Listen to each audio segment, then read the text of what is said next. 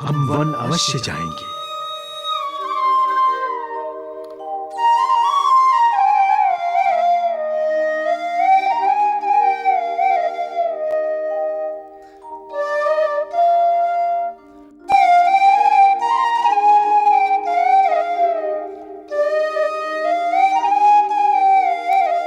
दीदी,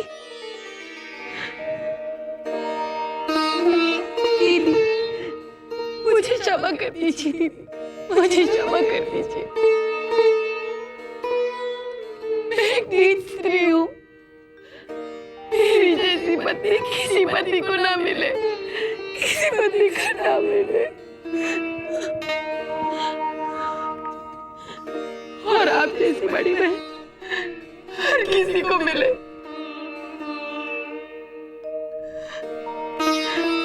मैंने राम से राज सिंहासन छीन लिया, फिर भी आपने भरत को राज सिंहासन पर बैठने की विनती की। आपका दिल बहुत उदार है, आपका दिल बहुत बड़ा है दीदी, बहुत बड़ा है आपका दिल।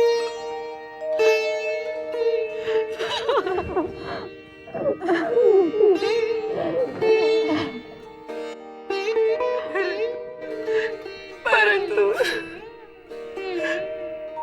मुझे नहीं पता किस बुरे समय में मैं मंत्रा की बातों में आ गई। मेरी बुद्धि भ्रष्ट हो गई थी।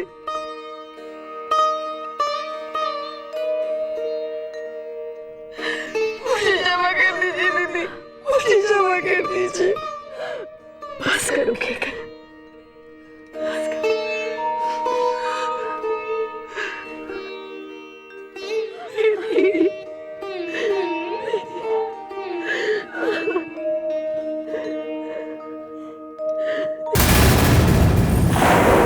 क्या कह रहे हो तुमने ठीक से तो देखा ना?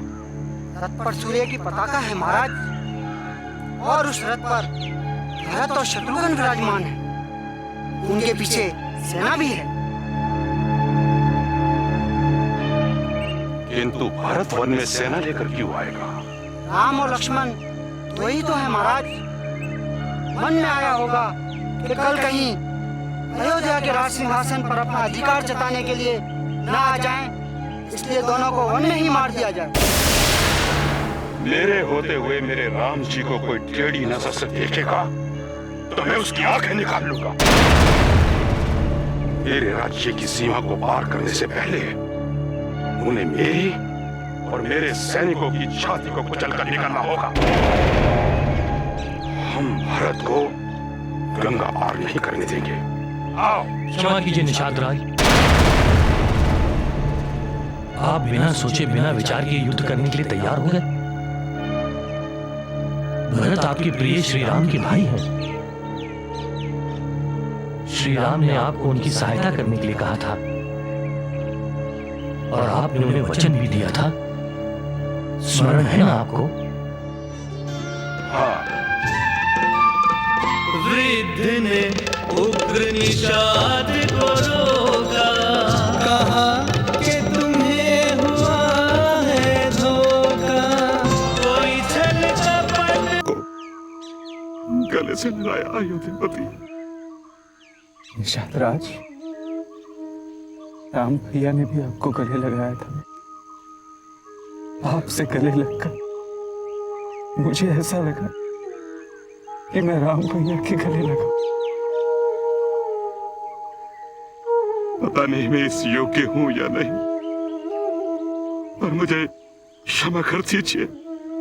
आपको सेना सहित आया सुनकर मेरे मन में, लेकिन आप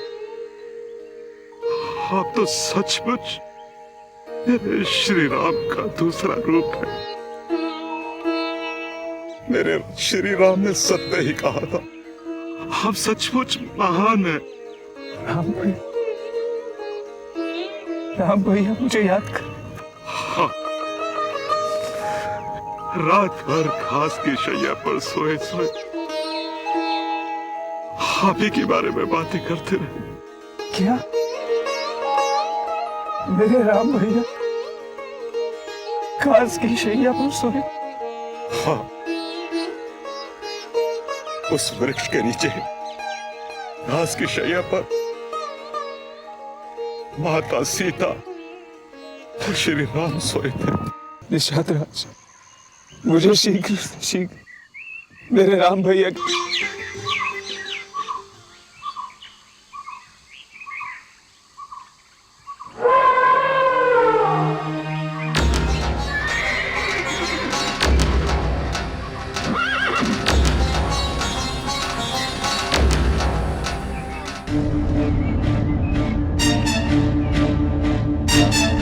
भैया,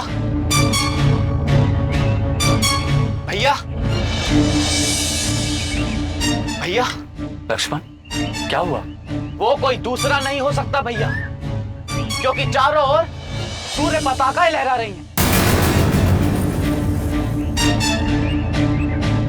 सूर्य पताकाएं?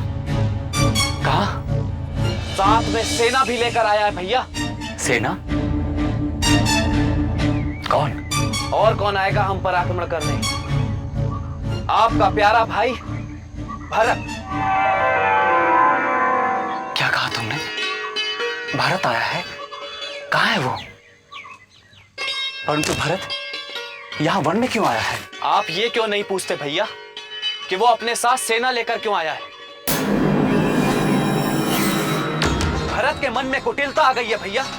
वो अयोध्या पर राज्य करने के लिए अपने मां के कांटे श्री राम को हमेशा के लिए निकाल फेंकना चाहता है। इसलिए वो हम पर सेना सहित आक्रमण करने आया है। परंतु वो ये नहीं जानता भैया कि मैं अभी तक जीवित हूं और मेरे साथ मेरा ये धनुष है। लक्ष्मण, ये तुम कैसी बातें कर रहे हो? भारत की बुद्धि इतनी कुटिल हो ही नहीं सकती। क्यों नहीं हो सकती? जब मां की बुद्धि कुटिल हो सकती है तो उसके बेटे की बुद्धि भी कुटिल हो सकती है भैया। आज राज शक्ति के मद ने भरत को अंधा बना दिया भैया। वो आपको निस्सहाय समझकर आपकी हत्या करने आया है। नहीं लक्ष्मण, ऐसा नहीं हो सकता। आपको मेरी सौगंध है भैया, आप मुझे रोकेंगे नहीं। मुझे आपके चरणों की सौगंध है भैया।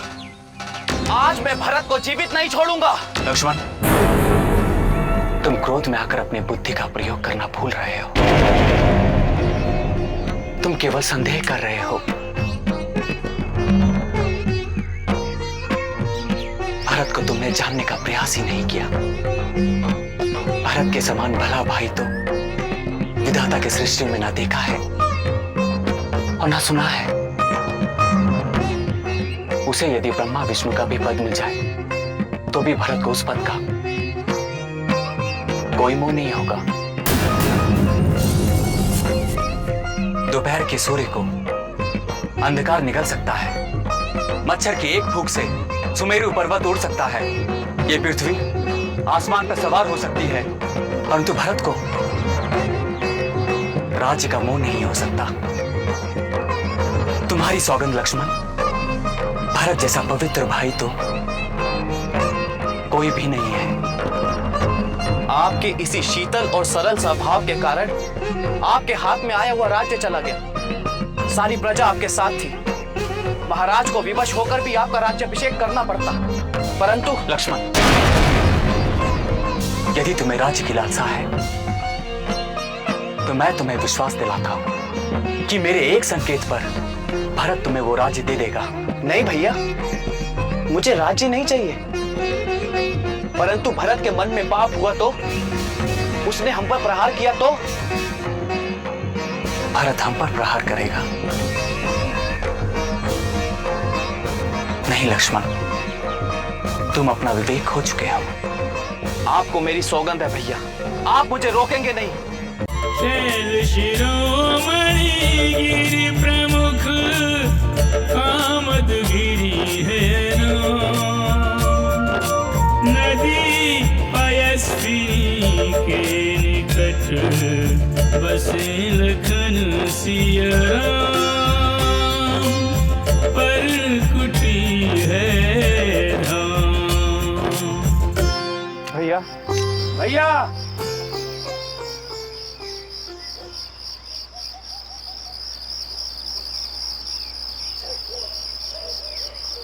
राम भैया, भैया, राम भैया, भैया। भरत, राम है चंदन स्नेह के, भरत विरह का ताप, चंदन ताप का मेल है, राम और भरत मिलाप।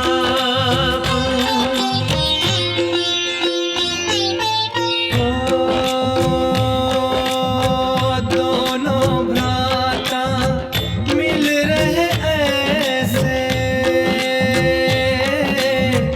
एक माँ के दो लाल हो जैसे, शब्दहीन है यह साक्षात, हृदय हृदय से कर रहा बात।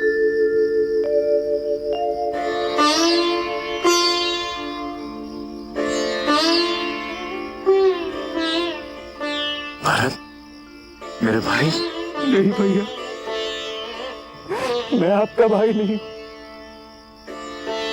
जिस पापी की वजह से आपकी ये दशा हो गई, वो आपका भाई हो ही नहीं सकता। मुझे क्षमा कर दीजिए भाभी। आप सबको इस वेश में देखने से पहले मेरी मृत्यु हो जाती तो अच्छा होता। देवर जी, आप ऐसी बातें क्यों कह रहे हैं? प्रणाम भैया। नहीं लक्ष्मण, जिस पापी की वजह से तुम्हारी और भैया भाभी की ये दशा हुई, उसे प्रणाम मत करो। मुझे क्षमा कीजिए भैया, मेरे मन में आपके लिए दोष आ गया था। मैं दोषी हूँ लक्ष्मण, मैं दोषी हूँ। मैंने ऐसी कुलघातिनी माँ की कोख से भरत,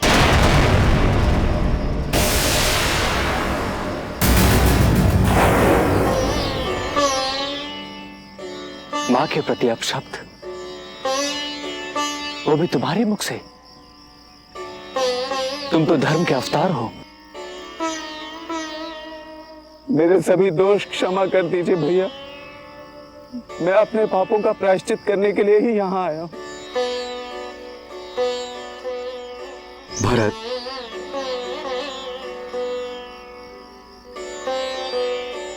धीरज रखो भरत। राम भैया,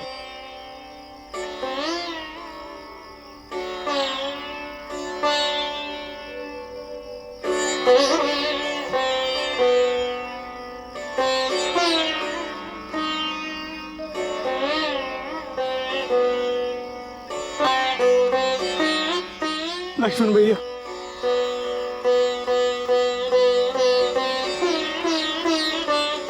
प्रणाम आरिसो। यशस्वी भव, चिरंजीवी भव। निषादराज, कैसे हो तुम?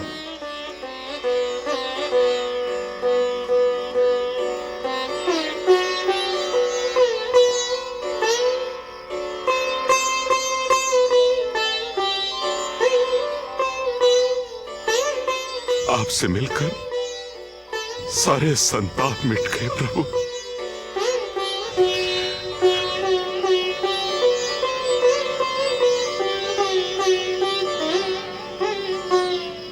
भरत, अब ये बताओ, तुम अयोध्या छोड़कर वन में क्यों आ गए? पिताजी, माताएं सब ठीक है ना?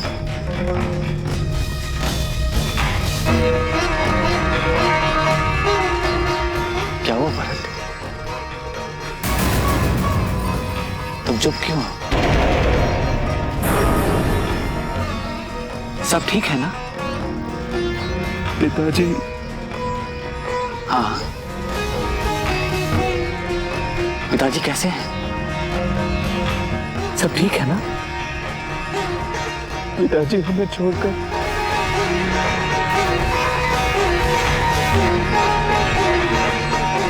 परलोक से राह कर रही हैं।